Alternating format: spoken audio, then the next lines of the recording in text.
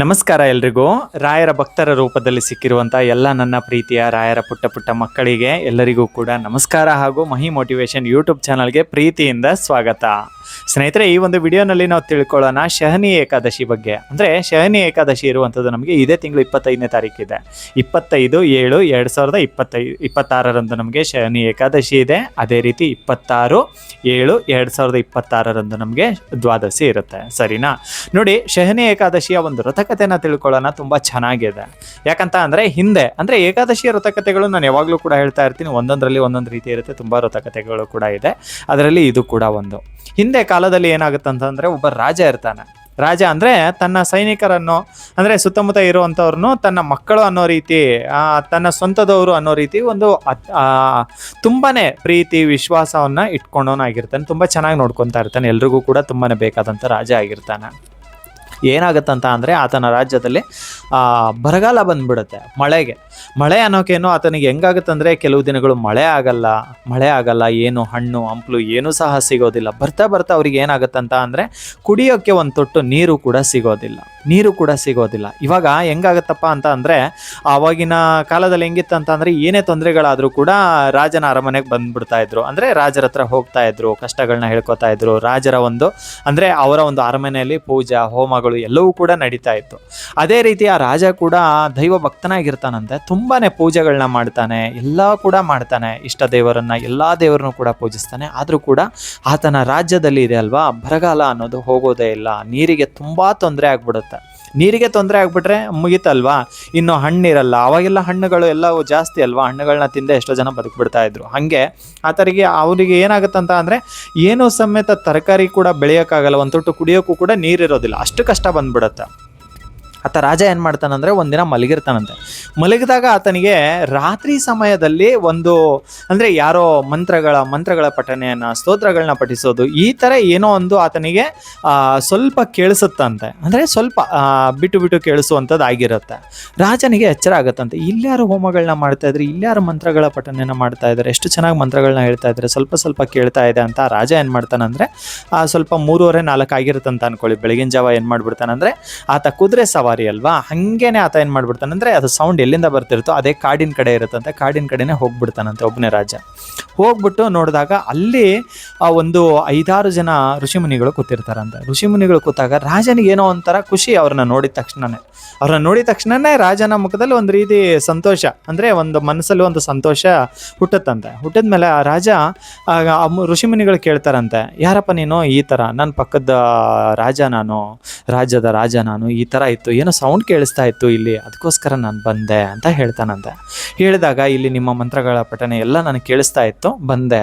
ಅಲ್ಲಿವರೆಗೂ ಕೇಳಿಸ್ತಾ ಅಂದಾಗ ಆವಾಗ ಇನ್ನೊಬ್ರು ಋಷಿಮುನಿಗಳು ಹೇಳ್ತಾರಂತೆ, ದೇವರ ಇಚ್ಛೆ ಇತ್ತು ಅಂದರೆ ಏನು ಬೇಕಾದರೂ ಕೂಡ ಆಗುತ್ತೆ. ಕೇಳಿಸಿರ್ಬೋದು, ಬಂದಿದ್ದಾರಲ್ವ, ಏನೋ ಸಮಸ್ಯೆ ಇರ್ಬೋದು, ಬಂದಿದ್ದಾರೆ, ಏನಾದರೂ ಸಮಸ್ಯೆ ಇದೆಯಾ ಅಂತ ಕೇಳಿದಾಗ ರಾಜ ಒಂದು ಕ್ಷಣ ಮೌನವಾಗ್ಬಿಡ್ತಾನಂತೆ.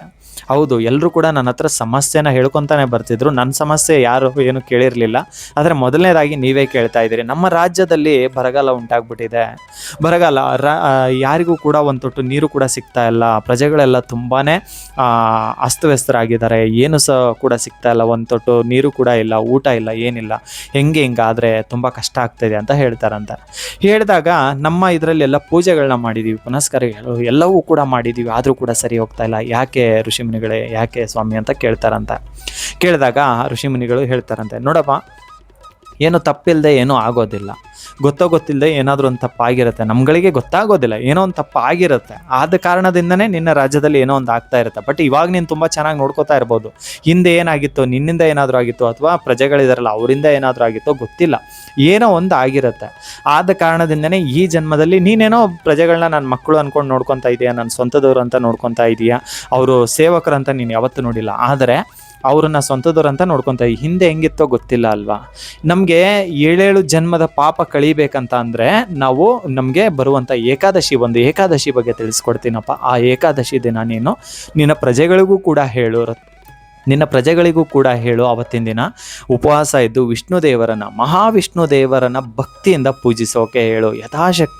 ಯಥಾಶಕ್ತಿ ಅದು ಇದು ಅಂತ ಏನಿಲ್ಲ, ಉಪವಾಸ ಇದ್ದು ಅವತ್ತಿನ ದಿನ ಹೆಂಗಿದ್ರು ಕೂಡ ನೀವು ನೀರಂತೂ ಇಷ್ಟು ದಿನ ಇಲ್ಲವೇ ಇಲ್ಲ, ಬರಗಾಲ ಬಂದುಬಿಟ್ಟಿದೆ. ವಿಷ್ಣು ದೇವರಲ್ಲಿ ಎಲ್ಲರೂ ಕೂಡ ಪ್ರಾರ್ಥನೆ ಮಾಡ್ಕೊಳ್ಳಿ.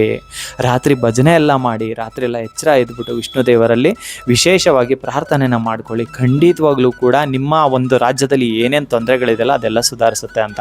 ಅದೇ ರೀತಿ ಆ ರಾಜ ಪ್ರಜೆಗಳ ಜೊತೆಗೆ ಒಂದು ಶನಿ ಏಕಾದಶಿನ ಆಚರಿಸ್ತಾರಂತೆ. ಮುಂದಿನ ದಿನಗಳಲ್ಲಿ ಅವರ ರಾಜ್ಯದಲ್ಲಿ ಒಳ್ಳೆ ಮಳೆ ಬೆಳೆ ಎಲ್ಲ ಬಂದು ಅವರು ಚೆನ್ನಾಗಿರ್ತಾರೆ ಅನ್ನುವಂಥ ಒಂದು ಸತ್ಯವಾದ ಒಂದು ವ್ರತಕಥೆ ಇದೆ ಸ್ನೇಹಿತರೆ. ನಾನು ಹೇಳುವಂಥದ್ದು ಏನಂತ ಅಂದರೆ, ಯಾರಿಗೆಲ್ಲ ಸಾಧ್ಯನೋ ಅವ್ರು ಮಾಡಿ. ಯಾರಿಗೆಲ್ಲ ಆರೋಗ್ಯ ಸಮಸ್ಯೆ ಇರುತ್ತೋ, ಅಮ್ಮಂದಿರು ಅಕ್ಕಂದಿರು ಯಾರು ಕೂಡ ದಯವಿಟ್ಟು ಕೂಡ ಮಾಡಬೇಡಿ. ಯಾರಾದರೂ ಮಾಡುವಂಥದ್ದು ಇರಲಿಲ್ಲ ಅಂತಂದು ದಯವಿಟ್ಟು ಕೂಡ ರಿಸ್ಕ್ ತೊಗೊಂಡು ಮಾಡಬೇಡಿ. ಏನು ಮಾಡಿ ಅಂತಂದರೆ, ರಾಯರ ನಾಮಸ್ಮರಣೆನ, ವಿಷ್ಣು ದೇವರನ್ನು ನೆನೆಸ್ಕೊಂಡು ಮನಸ್ಸಲ್ಲೇ ಪೂಜಿಸ್ತಾ ಬನ್ನಿ. ಯಾರಿಗೆಲ್ಲ ಇದೆಯೋ ಅವ್ರು ಮಾಡಿ. ಆದರೆ ಮಾಂಸಾಹಾರ ಸೇವನೆ ಮಾಡುವಂಥವ್ರಾಗಲಿ, ಮಾಂಸಾಹಾರ ತಿನ್ನುವಂಥದ್ದಾಗಲಿ ಅವತ್ತಿನ ದಿನ ಯಾರೂ ಕೂಡ ಮಾಡಬೇಡಿ. ಯಾಕಂತ ಅಂದರೆ ರಾಯರನ್ನ ವಿಶೇಷವಾಗಿ ಪೂಜಿಸ್ತಾ ಇದ್ದೀರಾ ಅಂತ ಅಂದರೆ ಅವತ್ತಿನ ದಿನ ದಯವಿಟ್ಟು ಬಿಟ್ಬಿಡಿ. ಕೆಲವು ಜನ ಹೇಳೋದನ್ನ ಕೇಳಿದ್ದೀನಿ, ಅವತ್ತಿನ ದಿನವೇ ನಾವು ತಿನ್ನಬೇಕಂತ ಅನ್ನಿಸ್ತಾ ಇದೆ ಅನ್ನೋರು ಕೂಡ ಇದ್ದಾರೆ. ಕೆಲವು ಜನ ನನಗೆ ಭೇಟಿಯಾದಾಗ ಕೂಡ ಒಂದಿಬ್ಬರು ಹೇಳಿದರು, ಅದು ರಾಯರ ಪರೀಕ್ಷೆ ಅಂತ ಭಾವಿಸಿ ಅವತ್ತೊಂದಿನ ಬಿಟ್ಬಿಡಿ. ಖಂಡಿತವಾಗ್ಲೂ ಕೂಡ ನಿಮ್ಮ ಜೀವನ ರಾಯರು ಖಂಡಿತ ಬದಲಾಯಿಸ್ತಾರೆ. ಪ್ರತಿಯೊಬ್ಬರಿಗೂ ಕೂಡ ಒಳ್ಳೆಯದಾಗಲಿ. ನಗ್ನಗ್ತಾ ಇರಿ, ನಗಿಸ್ತಾ ಇರಿ. ಇನ್ನು ಪಾರಾಯಣ ಸಮಯ ಬಂದು ಬೆಳಗ್ಗೆ ನೀವು 8:30 ಒಳಗೆ ಉಪವಾಸವನ್ನು ಬಿಡ್ಬೋದು. ಆಯಿತಾ?